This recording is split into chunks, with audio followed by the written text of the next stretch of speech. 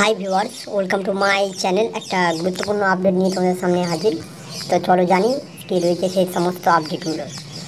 বঞ্চিত চাকরি প্রার্থী নিয়োগ, ওয়েস্ট বেঙ্গল এসএসসির গ্রুপ সি, গ্রুপ ডি থেকে শুরু করে নবম, দশম, একাদশ, দ্বাদশ অল ওয়েটিং বঞ্চিত চাকরি প্রার্থীরা কিন্তু আজকেও রাস্তায় বসেই রয়েছে নিয়োগের আশায়। কিন্তু এখন পর্যন্ত তাদের দিক দিয়ে কোনো সুনামি, কোনো পদক্ষেপ উঠে আসেনি। কতটা বঞ্চিত রয়েছে সেটার পরিমাণ সকলে জানে, সকলে পেয়েছে। কিন্তু এখানে কিছু বিস্তারিত তথ্য দেওয়ার ব্যাপার রয়েছে যে একের পর এক দেখা গেছে যে রায়গুলো ছিল, সেই রায়গুলো একের পর এক কিন্তু কিছু কিছু হয়ে পিছিয়ে যাচ্ছে।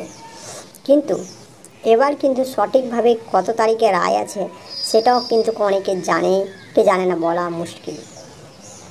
আর বঞ্চিত যে চাকরি প্রার্থী, অল ওয়েটিং চাকরি প্রার্থীরা যতজন রয়েছে তারা কিন্তু ধর্ণা মঞ্চ থেকে মুছে যাওয়ার মতন অবস্থা হয়ে এসছে।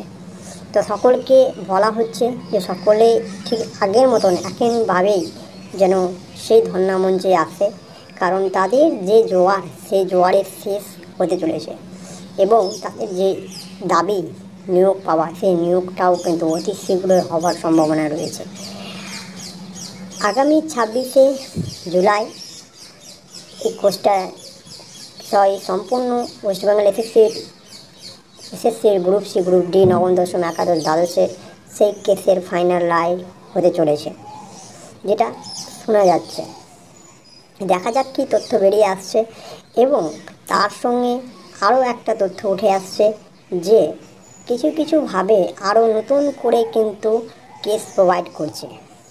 যারা এখন পর্যন্ত রাস্তায় বসে রয়েছে কিন্তু চাকরি পায়নি, কিন্তু যাই সব বঞ্চিত চাকরি প্রার্থীরা, তারা কিন্তু আবার নতুন করে কেস ফাইল করতে চাইছে। একটা নতুন সংবাদ উঠে আসছে।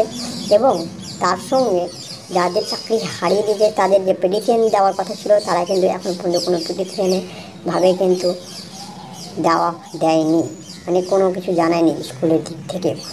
যে যা ব্যাপারটা বলেছিল ওদের মূলতুক নানা দিতে হবে, কিন্তু এখন পর্যন্ত দেওয়া হয়নি।